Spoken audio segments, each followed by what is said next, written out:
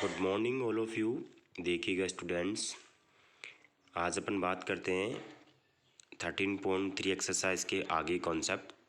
कल मैंने कुछ कॉन्सेप्ट बताए थे 13.3 एक्सरसाइज के। अब आगे देखिएगा, प्रॉपर्टीज़ ऑफ वेक्टर प्रोडक्ट और क्रॉस प्रोडक्ट। ऐसे अपन ने प्रॉपर्टीज़ ऑफ डॉट प्रोडक्ट भी पढ़ा था, यहाँ पे क्रॉस प्रोडक्ट पढ़ रहे हैं। पहला है कॉम्यूटेटिविटी, वहाँ पे A dot B equal to B dot A था। ए डॉट बी करो चाहे बी डॉट ए करो, बात एक ही है। यहाँ पे ऐसा नहीं है, क्योंकि क्रॉस प्रोडक्ट में वेक्टर का भी इंपॉर्टेंस होता है। तो A cross B is not equal to B cross A, क्योंकि ए से बी की डायरेक्शन में जाएंगे अपन। अगर एंगल अपन एंटी क्लॉकवाइज ले रहे हैं, क्लॉकवाइज ले रहे हैं, तो वो नेगेटिव आ जाएगा। इसलिए अपन कॉम्यूटेटिविटी प्रॉपर्टी क्रॉस प्रोडक्ट में वैलिड नहीं होती। अब देखिए यहाँ पे ए क्रॉस बी अगर अपन इक्वल करना चाहेंगे तो बाहर क्या आएगा, साइन माइनस का आएगा। A cross B equal to minus का बी क्रॉस ए। वही है, अगर अपन फिंगर्स को, अंगुलियों को अगर एंटी क्लॉकवाइज घुमाएंगे तो अपनी जो अंगूठे की डायरेक्शन होगी वो ऊपर की तरफ होगी प्लेन से। ऐसे अगर अपन उल्टा क्लॉकवाइज घुमाएंगे तो उसकी डायरेक्शन कहाँ पे होगी, नीचे की तरफ। तो डायरेक्शन अपोजिट हो जाएगा, नेगेटिव का साइन आएगा। ठीक है, मतलब क्रॉस प्रोडक्ट में कॉम्यूटेटिविटी प्रॉपर्टी फॉलो नहीं होती। अगर अपन इक्वल लगाएंगे तो बाहर क्या लगाना पड़ेगा, अपने को माइनस लगाना पड़ेगा। एसोसिएटिविटी प्रॉपर्टी क्या होती है, M A cross B equal to M को अगर ए के साथ या फिर एम को बी के साथ तो भी वैल्यू सेम रहेगी। M is a scalar quantity. Distributive A cross B plus C, तो आप अलग अलग इसको सेपरेट कर सकते हो, A cross B plus A cross C. आप देखिएगा अगली हेडिंग है vector product of two vectors in terms of component. Component की टर्म्स में कैसे अपन ए क्रॉस भी करते हैं। जैसे लेट कर लिया अपन ने, अपने पास गिवन है कि if A equal to A one i plus A two j plus A three k cap, B की वैल्यू है B one i plus B two j plus B three k. ठीक है, तो यहाँ पे अपने पास ए क्रॉस बी क्या हो जाएगा, कैसे अपन लिखते हैं, आपने डिटरमिनेंट पढ़ा होगा फोर्थ चैप्टर में। अपन ए क्रॉस बी को डिटरमिनेंट की फॉर्म में सोल्व कर सकते हैं। देखिएगा ए क्रॉस बी को कैसे लिखेंगे, पहले आई जे के तीनों कंपोनेंट है, आई जे एंड के। देखिएगा पहले सबसे पहले फर्स्ट रो में अपन आई को लिखेंगे, जे को लिखेंगे, के को। फिर जो ए वेक्टर के कंपोनेंट है, ए वेक्टर के कंपोनेंट देखो क्या है, A one A two A three. B vector के B one B two B one, देखो ए वेक्टर के कंपोनेंट आ गई, बी वेक्टर के कंपोनेंट, और ये आई जे के हमेशा ऐसे लिखेंगे, आई कैफ जे कैफ के कैफ। फिर ए क्रॉस बी कर रहे हैं तो पहले ए वेक्टर की फिर बी वेक्टर के, अगर बी क्रॉस ए कर रहे हैं तो पहले बी के फिर ए के। ठीक है, आगे देखिएगा, अभी बताऊंगा जब क्वेश्चन सोल्व करवाएंगे इसका मतलब भी। वेक्टर एरिया ऑफ ट्राइंगल कैसे सोल्व करते हैं, दो वेक्टर का क्रॉस प्रोडक्ट डिटरमिनेंट की फॉर्म में। ये क्या है, डिटरमिनेंट है। क्या चीज़ है ये डिटरमिनेंट है। तो ये समझ में आ गया, ए क्रॉस बी को डिटरमिनेंट की फॉर्म में कैसे लिखते हैं, सोल्व कैसे करेंगे, जब क्वेश्चन आएगा तब समझाऊंगा। अगला है vector area of triangle. Vector area of triangle, देखिए इसके दो कंडीशंस बताएंगे अपन। When two adjacent side of triangle denoted by A and B are given. देखिए दो, मान लीजिए एडजेसेंट साइड है, A vector and B vector. ठीक है, A vector and B vector दो साइड है। तो देखिएगा आपने लेट किया triangle A B C whose side A B and A C denoted by vector A and B. तो यहाँ पे जो आपके पास ये पैरेललोग्राम बना हुआ है, इसमें एक ट्राइंगल है ए बी सी, उसकी दो एडजेसेंट साइड है, A vector and B vector. Adjacent side का मतलब क्या हुआ, दोनों पास वाली, A vector and B vector. दो एडजेसेंट साइड है उनका, अगर अपन बात करें ए बी का वेक्टर ए वेक्टर है, ए सी का वेक्टर सी वेक्टर है। तो एरिया ऑफ पैरेललोग्राम तो होता है अगर दो एडजेसेंट साइड दी हुई है, ठीक है, किसी भी ट्राइंगल की, तो उसका पैरेललोग्राम का एरिया तो क्या होगा, ए क्रॉस बी का मोड। लेकिन आपको ये ज़रूर पता है कि जो पैरेललोग्राम है वो इस ट्राइंगल ए बी सी का क्या है, ट्राइंगल ए बी सी का पैरेललोग्राम क्या है, ये आपके पास ट्राइंगल है, तो ये ट्राइंगल है और ये वाला पूरा पैरेललोग्राम है, ये पूरा पैरेललोग्राम है, दिख रहा है आपको। ये पैरेललोग्राम का एरिया इस ट्राइंगल का क्या डबल है, तो अपन ऐसे भी बोल सकते हैं कि जो ये ट्राइंगल है इस पैरेललोग्राम का क्या है, हाफ है। पैरेललोग्राम का क्या है, हाफ। तो क्या बोलेंगे अपन, एरिया ऑफ ट्राइंगल क्या हो जाएगा, 1/2, एक क्रॉस भी उसका हाफ हो जाएगा। अब देखिएगा, वो तो अपने पास इस डायग्राम में तो आपको पास साइड्स के वेक्टर दिए हुए थे। किसके वेक्टर दिए हुए थे, साइड्स के वेक्टर। कहने का मतलब ये इस साइड का वेक्टर दिया हुआ था, इस साइड का वेक्टर दिया हुआ था, ठीक है। मतलब ए बी का और ए सी का वेक्टर दिया हुआ है। लेकिन अगर मान लो साइड्स के वेक्टर नहीं दिए हुए हो, when position vector of vertices of triangle A B C are A vector B vector and C vector. कहने का मतलब क्या हुआ, अगर मान लीजिए आपके पास पोजीशन वेक्टर दिए हुए हैं ए बी एंड सी, किस किस पॉइंट के, ए वर्टिसेस का position vector A, B vertices का बी एंड सी वर्टिसेस का सी। अगर पोजीशन वेक्टर दिए हुए हैं, क्या दिए हुए हैं, पोजीशन वेक्टर दिए हुए हैं। पहले तो आपको साइड्स के वेक्टर दिए हुए थे, किसके वेक्टर दिए हुए थे, साइड्स के। अब क्या दिए हुए हैं, पोजीशन वेक्टर, मतलब पॉइंट है उसका पोजीशन वेक्टर दिया हुआ है, वर्टिसेज है उसका पोजीशन वेक्टर। तो वेक्टर एरिया ऑफ ट्राइंगल कैसे निकालेंगे, 1/2 ए बी क्रॉस ए सी। देखिए दोनों में यहाँ पे ए से स्टार्ट है, किससे स्टार्ट है, ए से। यहाँ पे देखो ए से स्टार्ट है, ये भी ए से स्टार्ट है। अगर मान लीजिए आप बी सी लिखते हो तो बी ए लिखना पड़ेगा, सी ए लिखते हो तो सी बी लिखना पड़ेगा, बी सी लिखते हो तो बी ए लिखना पड़ेगा, ए बी लिखते हो तो ए सी। मतलब जो स्टार्ट करें उससे स्टार्ट करना है यहाँ पे भी, ठीक है, ए। तो यहाँ पे वही 1/2 B A B cross A C, ठीक है। देखिए स्टूडेंट्स, इसमें मोड लगा लेना आप, क्या लगा लेना, मोड, मोड ज़रूर लगा लेना। यहाँ पे मोड आएगा, आप अपनी कॉपी में काम करेंगे तो क्या लगाएंगे, यहाँ पे मोड लगाएंगे। क्या लगाएंगे यहाँ पे, मोड ज़रूर लगा लेना, ठीक है। मोड आएगा, मैंने मोड पीडीएफ में नहीं डाला तो मोड लगा लेना आप ज़रूर, ठीक है। अब आ जाइए 13.3 exercise, find vector product of this and this. दो वेक्टर दिए, इनको वेक्टर प्रोडक्ट करना है, मतलब क्रॉस प्रोडक्ट करना है। सबसे पहले मैंने ए को ए लेट कर लिया है, ए की वैल्यू क्या है 3i + j - kf, और बी क्या है 2i + 3j + kf। ए क्रॉस भी करना है, मतलब वेक्टर प्रोडक्ट करना है। तो कैसे करेंगे देखिएगा, वेक्टर प्रोडक्ट में कैसे करेंगे, यहाँ पे अगर बात करें ए क्रॉस बी कैलकुलेट करना है तो पहले i j k लिखेंगे, ठीक है। फिर ए वेक्टर के कंपोनेंट, ए वेक्टर के कंपोनेंट क्या थे 3 1, देखेंगे आप ए वेक्टर देखो, ए वेक्टर देखो कहाँ पे है अपना, ए वेक्टर क्या है 3i cap j cap minus का कैप। तो कंपोनेंट क्या आएंगे 3 1 -1। बी वेक्टर के कंपोनेंट क्या आएंगे 2 3 1। तो यहाँ पे भी अपन ऐसे ही करेंगे, ठीक है।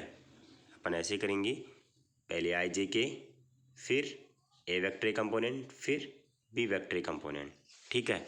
अब सोल्व करने का तरीका क्या होगा, ध्यान रखिएगा, जो आपकी ये फर्स्ट रो है, इस डिटरमिनेंट की फर्स्ट रो है, उसके करस्पॉन्डिंग अपन सोल्व करेंगे। तो पहला एलिमेंट क्या है आई कैफ, तो मैंने क्या लिखा आई कैफ, आई कैफ के सामने वाले सारे, और आई कैफ के इधर सामने वाले, आई कैफ के जो आ रहे हैं, आई कैफ के जो राइट साइड में और नीचे की तरफ जो आ रहे हैं उनको एलिमेंट्स को तो खा जाओ आप, खा गए। अब कौन से बच गए 1 - 1 3 1, ये बचा।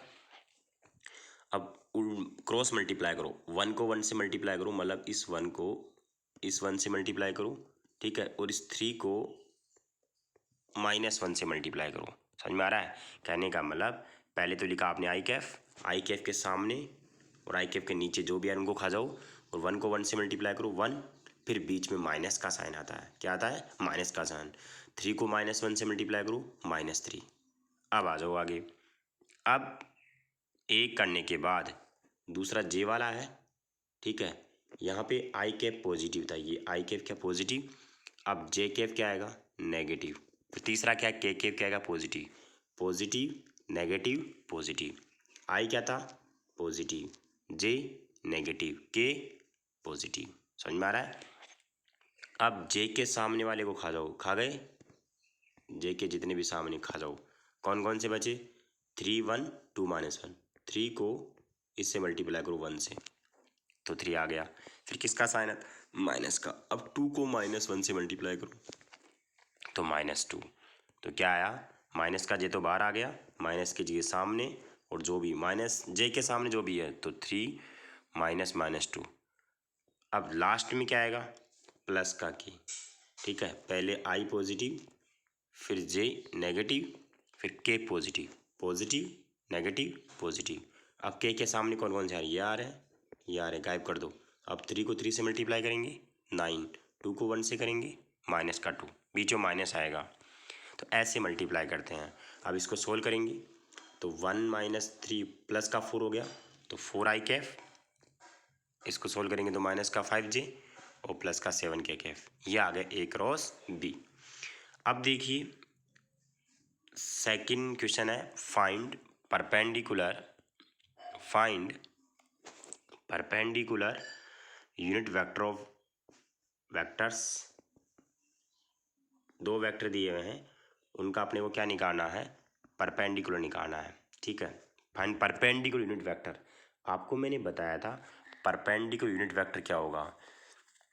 अगर कोई वेक्टर ए है और बी है, उन दोनों वेक्टर का परपेंडिकुलर यूनिट वेक्टर होता है एन कैफ।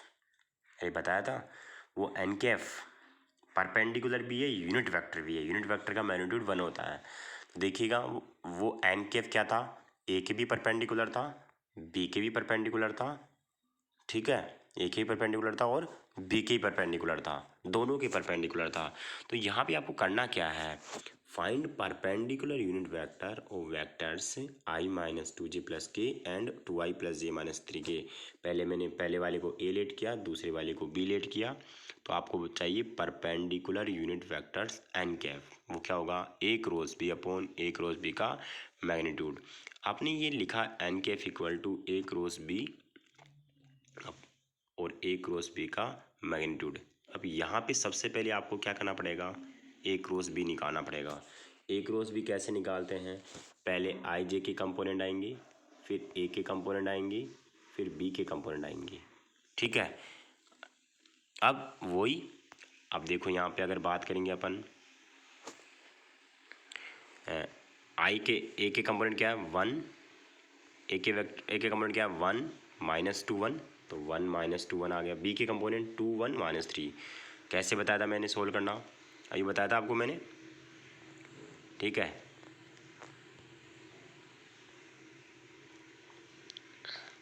पहले आई की बात करेंगे। ठीक है, आई वाले सामने वाले को खा जाओ, -2 को -3 से मल्टीप्लाई करेंगे तो प्लस का 6 आएगा, बीच में माइनस का साइन, फिर 1 आएगा। तो ये तो हो गया आई वाला काम। अब क्या करेंगे? जे वाला करेंगे। कौन सा वाला करेंगे? जे वाला। जे के साथ क्या आएगा? नेगेटिव, क्योंकि आई के साथ क्या है? पॉजिटिव। के साथ क्या आएगा? पॉजिटिव। जे वाले सामने को खा जाओ, ये खा गए। अब कौन 1 को किससे मल्टीप्लाई करेंगे? 3 से। तो 3, सॉरी 1 को -3 से, तो -3, बीच में माइनस का साइन आएगा। 2 को 1 से -2। ऐसे लास्ट वाला कौन सा है? के वाला है। के वाले सामने को खा दो, इधर वाले को खा दो। 1 को 1 से मल्टीप्लाई करो 1, बीच में माइनस का साइन आता है।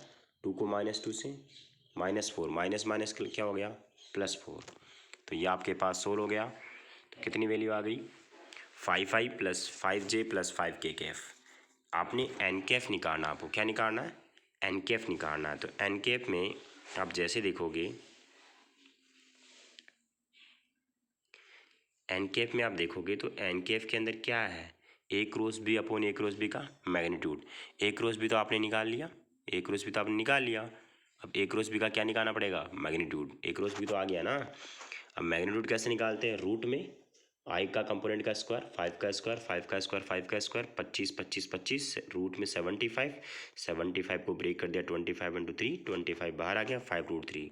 तो एन कैफ का वैल्यू क्या थी? ए cross B upon A cross B का मैग्नीट्यूड। ए क्रॉस बी क्या था? 5i + 5j + 5k कैफ, और मैग्नीट्यूड क्या था? 5√3। ऊपर 5 कॉमन लेके नीचे वाला 5 काट दिया, एन कैफ की वैल्यू आ गई। अब क्वेश्चन नंबर 3 देखिएगा। 4 vectors A and B are prove that A cross B का मैग्नीट्यूड का स्क्वायर इक्वल टू a.a। ये आपको प्रूफ करना है।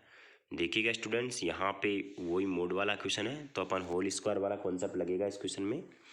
मोड वाले क्वेश्चन में होल स्क्वायर वाला कॉन्सेप्ट लगता है। तो सबसे पहले अपन क्या करेंगे?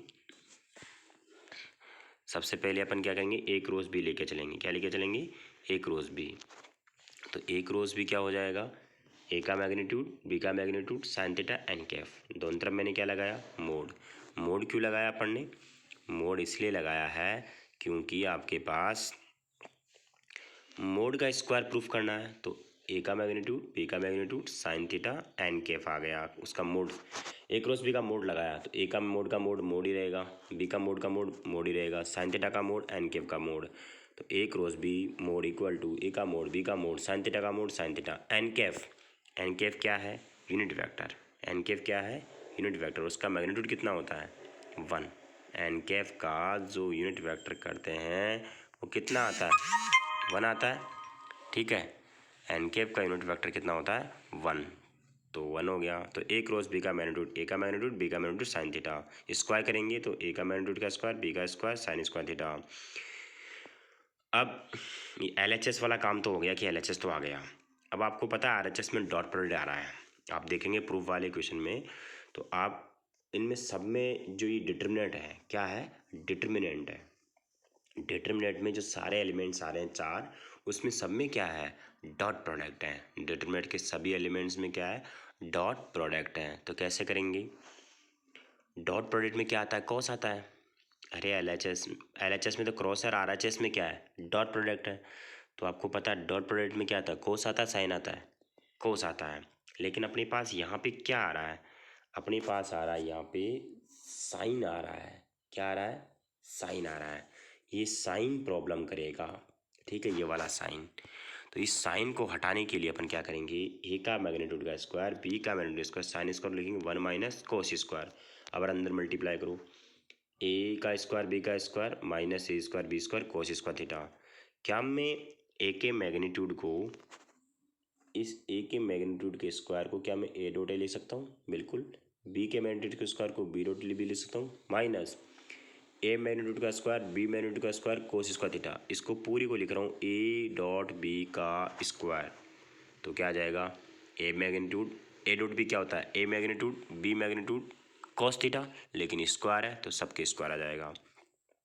एल एच एस को तो मैंने ऐसा कैसे लिख दिया, ए क्रॉस बी का मोड का स्क्वायर। लेकिन आर एच एस को देखिए मैंने ऐसे लिखा है, A dot A dot B A dot B B dot B. जब आप इसको सोल्व करोगे, जब आप इसको सोल्व करोगे तो देखिए इस डिटर्मिनेंट को आप जब सोल्व करोगे तो ये वाली स्टेप वापस आ जाएगी। कैसे, ए डॉट ए को बी डॉट बी से मल्टीप्लाई करो तो ये आ गया, ठीक है। अब इसको इससे मल्टीप्लाई करोगे, ठीक है, मतलब ए डॉट ए को बी डॉट बी से मल्टीप्लाई करोगे तो सिंपल आपका क्या आ जाएगा, इसको अगर आप मल्टीप्लाई करोगे तो ये वाला आएगा, और इसको आप मल्टीप्लाई करोगे तो ये वाला आएगा, बीच में क्या आएगा, माइनस आएगा। समझ में आ रहा है। तो ये आपका क्या हो गया, प्रूफ हो गया। क्वेश्चन नंबर 4 देखिएगा, अगर अपन बात करें क्वेश्चन नंबर 4 की, prove that A cross B plus B cross C plus A plus C cross A plus B equal to 0। L H S लेके चल रहे हैं, एल एच एस मैंने ले ली, अंदर डिस्ट्रीब्यूटिव प्रॉपर्टी लग गई, A cross B plus A cross C plus B cross C plus B cross C cross A plus C cross B. शुरू वाले 3 को तो चेंज नहीं किया, 1 2 3, लेकिन अगले वाले 3 बी क्रॉस ए को चेंज किया, माइनस का ए क्रॉस बी। आपको पता है कॉम्यूटेटिविटी प्रॉपर्टी उसमें वेक्टर प्रोडक्ट या क्रॉस प्रोडक्ट में नेगेटिव आ जाता है। सी क्रॉस ए में माइनस का ए क्रॉस सी क्रॉस बी को माइनस का बी क्रॉस सी, ए क्रॉस बी से ए क्रॉस बी कैंसिल हो जाएगा, ए क्रॉस सी से ए क्रॉस सी कैंसिल हो जाएगा, बी क्रॉस सी से बी क्रॉस सी कैंसिल हो जाएगा, वैल्यू कितनी आ जाएगी, 0। और यही आपका क्या हो गया, प्रूफ हो गया है। ठीक है, अब क्वेश्चन नंबर 5 है, if A B C are unit vector such that A dot B equal to 0 A dot C equal to 0 and angle between B and C is 5/6, then prove that A vector equal to plus minus two B cross C. देखिए question में आपको A B and C are unit vectors, आपको पता है जब unit vector होते हैं उनका मैग्नीट्यूड क्या होता है, 1। ए बी यूनिट वेक्टर है, बी यूनिट वेक्टर, सी यूनिट वेक्टर, तो उनका मैग्नीट्यूड कितना आ गया, 1 लिख दिया। अब आपको एक चीज़ दी हुई है, आपको क्या दी हुई है कि ए डॉट बी और ए डॉट सी इन दोनों का डॉट प्रोडक्ट भी जीरो आ रहा है। देखिए, दो वेक्टर का डॉट प्रोडक्ट जीरो कब होता है? जब वो दोनों वेक्टर क्या हो? परपेंडिकुलर, मतलब ए बी के भी परपेंडिकुलर है, ए सी के भी परपेंडिकुलर है। आपने सुना होगा कि जब कोई प्लेन के अंदर दो वेक्टर पड़े हैं, जैसे मान लो ए पड़ा हो बी पड़ा हो, उन दोनों के परपेंडिकुलर कोई वेक्टर क्या होता था? देखिए, एन कैफ होता था। आपको पता है ए और बी कोई वेक्टर है, उनका परपेंडिकुलर वेक्टर क्या होता था? परपेंडिकुलर यूनिट वेक्टर क्या होता था? परपेंडिकुलर यूनिट वेक्टर होता था एन कैफ। क्या होता था? एन कैफ। अब यहाँ पे एन कैफ का काम कौन करेगा? ए बी के भी परपेंडिकुलर है, ए सी के भी। देखिए, तीनों यूनिट वेक्टर है, मतलब बी और सी तो प्लेन के ऊपर है। बी और सी कहाँ पे है? प्लेन में है। और जो ए वेक्टर है वो दोनों के क्या है? परपेंडिकुलर। तभी तो डॉट प्रोडक्ट क्या आ रहा है? ज़ीरो आ रहा है। तभी तो डॉट प्रोडक्ट क्या आ रहा है? ज़ीरो आ रहा है। तो क्या लिखा मैंने? A is perpendicular to both B and C. लेकिन A vector B vector C vector क्या है? यूनिट वेक्टर है। तो आपको पता है ए की जगह तो क्या एन कैफ होता है। वैसे क्या होता है अपना formula? N cap equal to A cross B upon A cross B का मैग्नीट्यूड। लेकिन यहाँ पे ए की जगह तो आएगा ए वेक्टर, क्योंकि वहाँ पे एन के यूनिट वेक्टर होता था। लेकिन यहाँ पे भी ए क्या है? Unit vector. वहाँ पे ए क्रॉस बी होता था, लेकिन यहाँ पे क्या होगा? बी क्रॉस सी, और बी क्रॉस सी का मैग्नीट्यूड। यहाँ पे मैंने प्लस माइनस क्यों लगाया है? क्योंकि डायरेक्शन प्लेन के ऊपर भी हो सकती है, प्लेन के अंदर भी हो सकती है। ठीक है, इसके बारे में कुछ बोला नहीं है, तो ध्यान रखिएगा। प्लस माइनस मैंने इसलिए लगाया कि प्लेन के आउट ऑफ, मतलब प्लेन से ऊपर भी हो सकती है, प्लेन से नीचे भी हो सकती है। तो प्लस माइनस इसलिए लगाया है। तो ए जो वेक्टर था, ए जो यूनिट वेक्टर था वो क्या है? पी और सी के दोनों के परपेंडिकुलर है। ठीक है, अब आ जाइए, प्लस माइनस लगा दिया बी क्रॉस सी, और बी क्रॉस सी को सोल्व किया तो बी का मैग्नीट्यूड सी का मैग्नीट्यूड साइन थीटा। ठीक है, और आपको पता है जब मोड लगाऊंगा तो वो डायरेक्शन यूनिट वेक्टर की वैल्यू 1 हो जाएगी। अब आ गया जो A vector equal to plus minus B cross सी।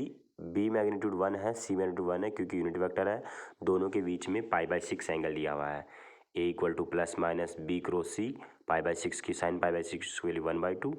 2 पर चला जाएगा तो प्लस माइनस का 2 बी क्रॉस सी। ये आपका क्या हो गया? प्रूफ हो गया। क्या बात समझ में आ रही है क्या? क्वेश्चन नंबर 6 देखिएगा, find the value of A cross B if A का मैग्नीट्यूड दिया हुआ है, बी का magnitude and A dot B. देखिए, गिवन ए मैग्नीट्यूड 10 है, बी मैग्नीट्यूड 2 है, ए डॉट बी कितना है? 12 है। ए डॉट बी क्या होता है? ए का मैग्नीट्यूड, बी का मैग्नीट्यूड कॉस थीटा। तो सोल्व करने के बाद कॉस थीटा की वैल्यू 3/5 आ गई, साइन थीटा की वैल्यू 4/5। आपको ए क्रॉस बी का मैग्नीट्यूड चाहिए। क्या चाहिए? ए क्रॉस बी का मैग्नीट्यूड। तो ए का मैग्नीट्यूड, बी का मैग्नीट्यूड, साइन थीटा, और क्या है? एन कैफ। ठीक है, मोड करेंगे तो ए का मोड, का मोड ए मोड हो जाएगा, बी का मोड मोड हो जाएगा, साइन थीटा का मोड, एन कैफ का मोड। एन कैफ की वैल्यू मोड कितनी की? 1, क्योंकि एन कैफ यूनिट वेक्टर है। सभी वैल्यू रख दी, आंसर आ गया। क्वेश्चन नंबर 7 देखिएगा, find vector perpendicular to the vectors A and. देखिए, perpendicular this and this whose magnitude 9 unit. अब देखिए, ये क्वेश्चन थोड़ा सा पहले पढ़ा वैसा ही है, लेकिन देखिए यहाँ पे आपको क्या निकालना है? एक ऐसा वेक्टर निकालना है वो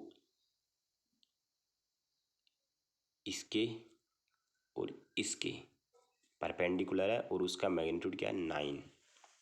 ठीक है, तो मैंने गिवन वेक्टर को पहले ए लिखा, बी लिखा, फिर मैंने क्या लिखा? A vector whose having magnitude is 9 and perpendicular to A and B.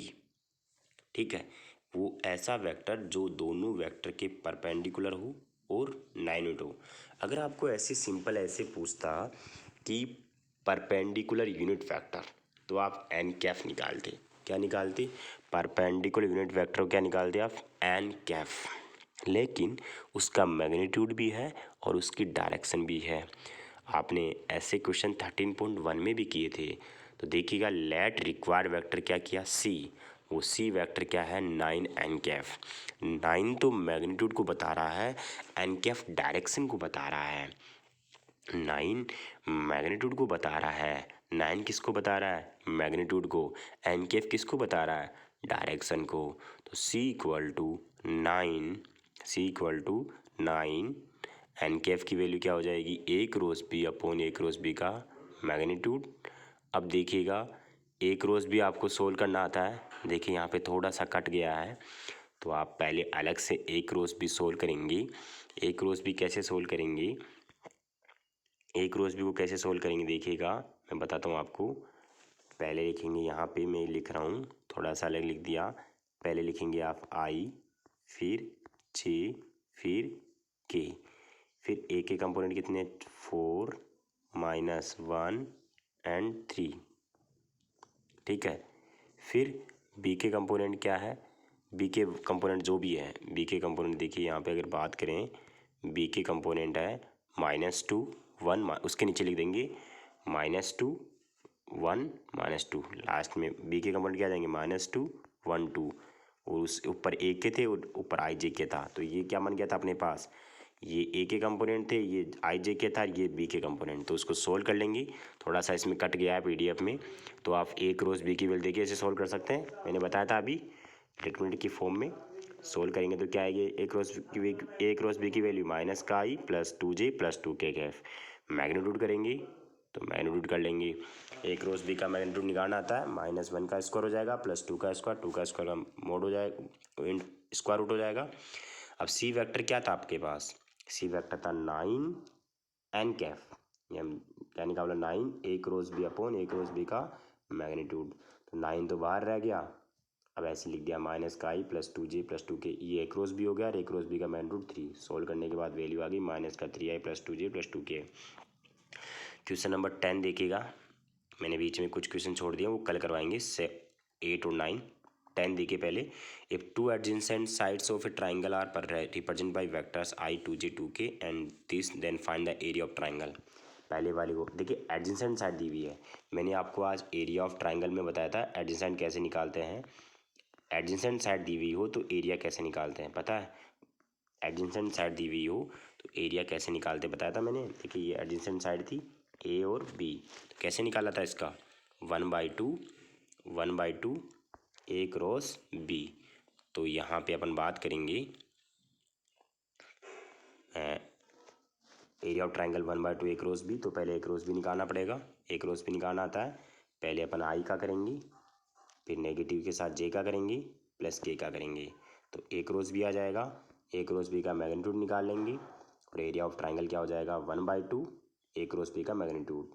आपको पता है 5√5/2 आ गया, लेकिन एरिया की यूनिट क्या होती है, स्क्वायर यूनिट।